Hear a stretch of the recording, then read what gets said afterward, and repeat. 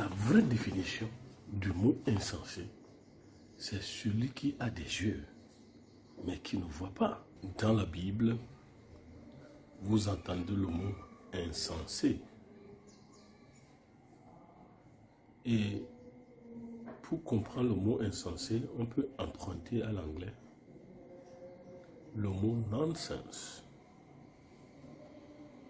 Nonsense, et quand nous faisons la syllabisation de nonsense, nous comprenons non-sens.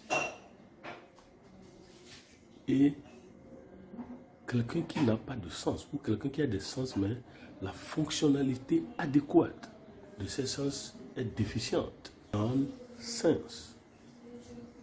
Et on nous a enseigné au C1, C2 les organes du sens. Louis, odorat, tout ça. La vraie définition du mot non-sens ou insensé, en fait, c'est quelqu'un qui a des yeux, mais qui ne voit pas. Et c'est pourquoi la Bible dit dans Psaume 14 que l'insensé dit que Dieu n'existe pas. C'est-à-dire, vos yeux servent à quoi? Servent à quoi? Donc, l'empirisme doit normalement entraîner le rationalisme. Ce que je vois, ça me dit quoi? Donc, quelqu'un qui se dit, oh, Dieu n'existe pas, ça ce sont des fantaisies, ça ce sont des créations, ça c'est une théorie coloniale. Mais la Bible dit, vous êtes un insensé. Vos yeux servent à quoi? Lorsque vous voyez le monde, le premier livre de Dieu, ça vous dit quoi? Et malheureusement, ceux qui font ces argumentations inutiles ne peuvent pas créer un autre monde. C'est des évolutionnistes sans pied qui sont prêts à accepter qu'ils dérivent des poissons, qui descendent des singes, qui descendent des chimpanzés, et qui ne veulent pas accepter quelqu'un qui dit au commencement, j'ai créé l'homme à mon image et à ma ressemblance. On vous dit, vous êtes dérivé des animaux. Les animaux ne parlent pas, vous parlez, on dit non, c'est l'évolution, l'évolution. Alors, quelle est la vraie définition d'un insensé? C'est quelqu'un qui a des yeux, mais qui ne voit pas. Ou qui voit, mais qui ne sait pas. Ça, c'est le descriptif spirituel de l'État d'Israël lorsque Jésus était né, qui était déjà prophétisé par Isaïe. Ils regarderont sans voir. Ils écouteront sans entendre. Psaume 14, verset 1, on dit, l'insensé dit en son cœur, il n'y a point de Dieu. Ils sont corrompus. Ils ont commis des actions abominables et il n'en est aucun qui fasse le bien. Simple définition. Celui qui dit que Dieu n'existe pas est un insensé. Autrement dit, que faites-vous de vos yeux? L'empirisme. Et malgré tout ce que les présocratiques, les socratiques nous ont dit, le mot insensé est paresseux. Fool and slothful and sluggard viennent de la même racine hébraïque. Vous allez voir que le paresseux est utilisé 4 fois. Donc là, ça pose aussi un problème. Les églises cultivent-ils des paresseux? En fait, ici, on ne parle pas de déficience mentale. Ça ne veut pas dire que la personne ne raisonne pas. Et des fois, les insensés raisonnent si mieux. Mais un insensé, selon la Bible, n'a pas un problème de déficience mentale. Il n'a pas un quotient intellectuel limité, ou adapté, ou imposé, comme les colons l'ont fait. Mais c'est quelqu'un qui est proche de ce qu'on appelle l'impudence, et de quelqu'un qui est obstiné. Quelqu'un qui a un irrespect exponentiellement logarithmique des conseils. C'est quelqu'un qui est parallèle au conseil, quelqu'un qui est contraire au conseil. Il ne peut pas accepter des conseils. Alors, il est quelqu'un qui est sage à ses yeux, qui ne voit pas ou qui voit mais qui ne comprenne pas. Ça, c'est l'insensé. Quelqu'un qui a une inconsidération hautement logarithmique, hautement exponentielle, statistiquement généralisable, du refus des conseils. On ne peut rien lui apprendre. Il sait tout.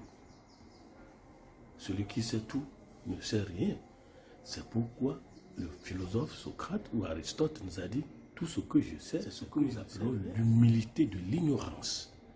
Il faut arriver à admettre que je ne sais pas tout.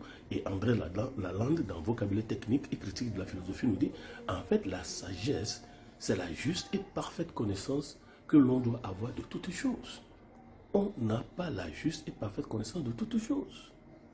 Et c'est pourquoi, lorsque les gens vous appelaient Pythagore de Samos le sophos, c'est-à-dire le sage, il a dit, je cite, « Nul ne peut être sage à l'égal de Dieu ». Fin de citation, c'est-à-dire, je ne suis pas un sage. Pourquoi?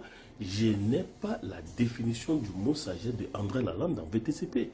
La juste et parfaite connaissance que l'on doit avoir de toutes choses. Mais un insensé, c'est quelqu'un qui a une inconsidération sèchement, hautement élevée. Des conseils, on ne peut rien lui apprendre.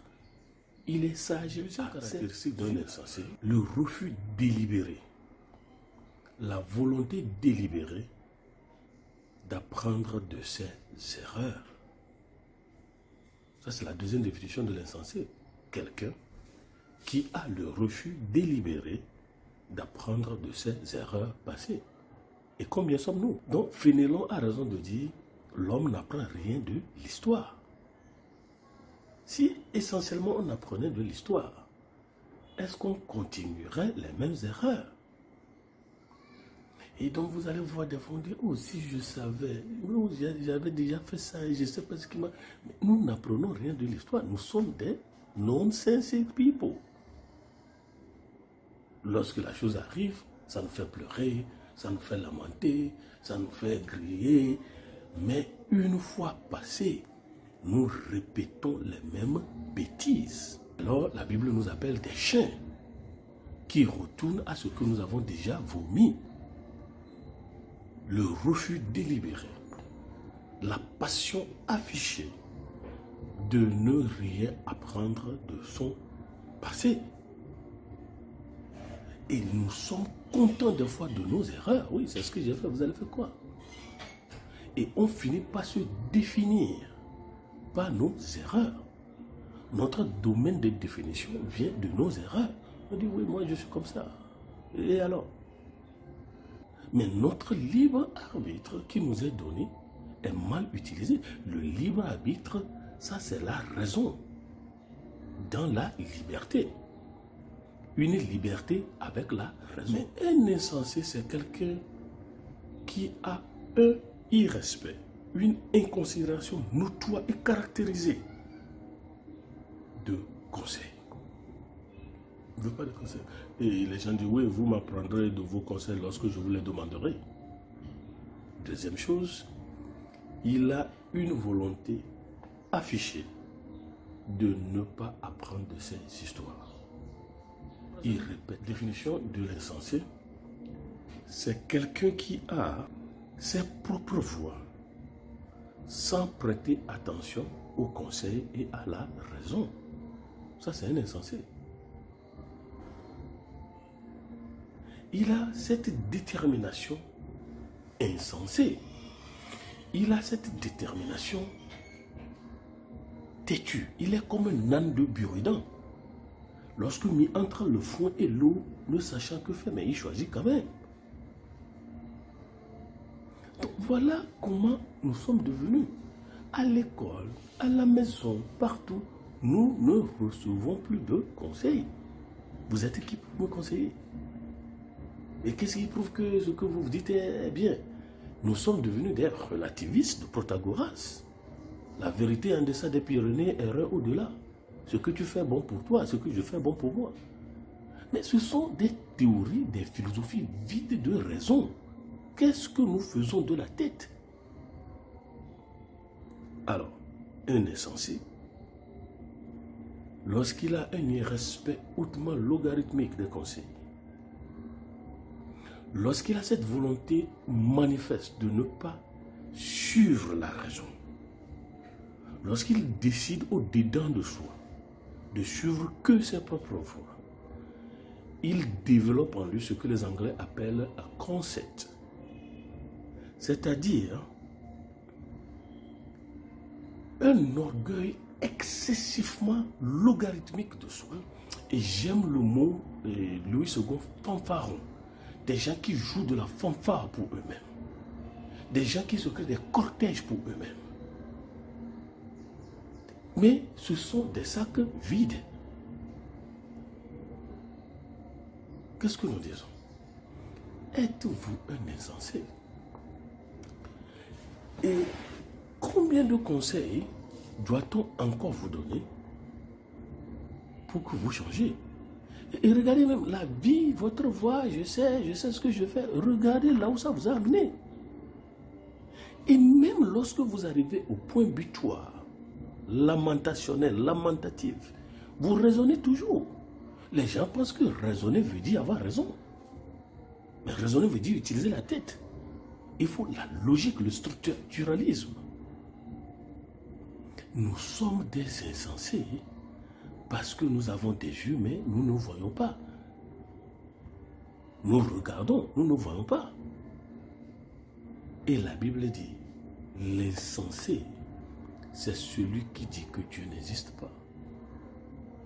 Et les philosophes l'ont dit. Est-ce qu'on peut avoir une montre sans l'horloger? Vous voyez l'horloge du monde, vous voyez la géométrie du monde. Est-ce que le monde peut être sans un être duquel il est question d'être? En tant qu'un être implique un autre être que toi. La preuve, nous n'apprenons rien de l'histoire. Fénelon a raison. L'épistémologie des sciences humaines, l'histoire. Et nous répétons les mêmes bêtises. Et finalement, l'enfant devient comme son père. Dieu ne l'a pas créé pour devenir son père. La fille devient comme sa mère. Dieu ne l'a pas créé pour devenir sa mère. Mais l'expression tel père, tel fils, telle fille, telle mère voudra dire que nous n'apprenons rien. Nous finissons toujours pas comme les mêmes béjeux que nos parents. Dieu ne l'a pas créé comme ça. Parce que nous sommes des sans sens. Alors, est-ce que vous pouvez inviter Dieu? Je veux devenir sage.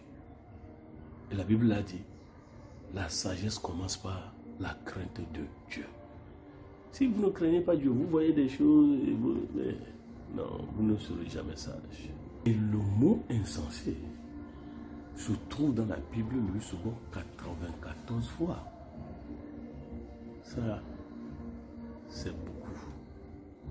Et nous sommes nombreux à être insensés, même si on le cache derrière les rationalisations, l'argumentation, la justification.